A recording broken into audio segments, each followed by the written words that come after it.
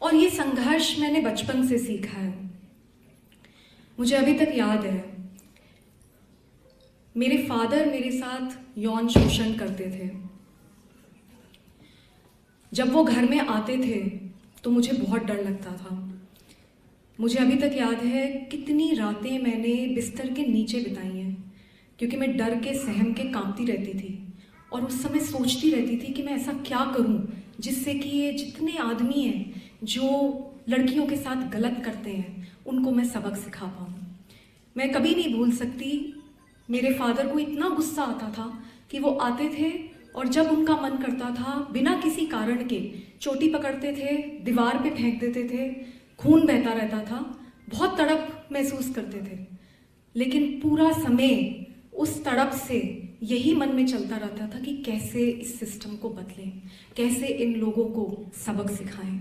अगर मेरी ज़िंदगी में मेरी माँ, मेरी मासी, मेरे मौसा जी और सबसे इम्पॉर्टेंट अगर मेरे नानी नाना नहीं होते तो मुझे नहीं लगता कि मैं इस चाइल्डहुड ट्रॉमा से कभी भी उभर पाती और कभी भी आज आप लोगों के बीच में खड़े होकर इतने बड़े बड़े काम मैं कर पाती।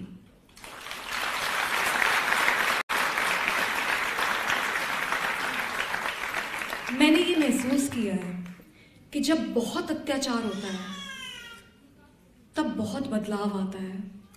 उस अत्याचार से आपके अंदर एक ऐसी आग जलती है जिसको अगर आपने सही राह दिखा दी तो आप बहुत बड़े बड़े काम कर सकते हो।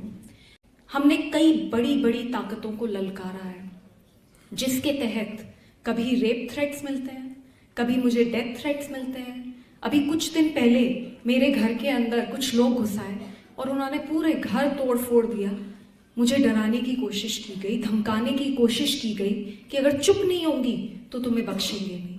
लेकिन मैं उन सब लोगों को बताना चाहती हूँ जो ये मुझे डराने की कोशिश कर रहे हैं कि मैं डरने वालों में से नहीं हूँ। जब तक जिंदा हूँ लड़ती रहूंगी।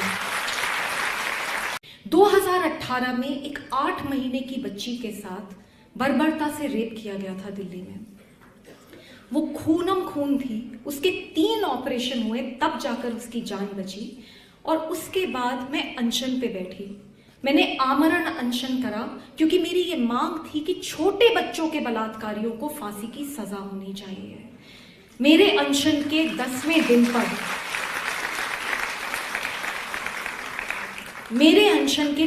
दिन पर देश में ये कानून लाया गया, पर मुझे फिर 1.5 साल के अंदर दोबारा अनशन पे बैठना पड़ा क्योंकि कानून तो आ गया पर लागू नहीं होता।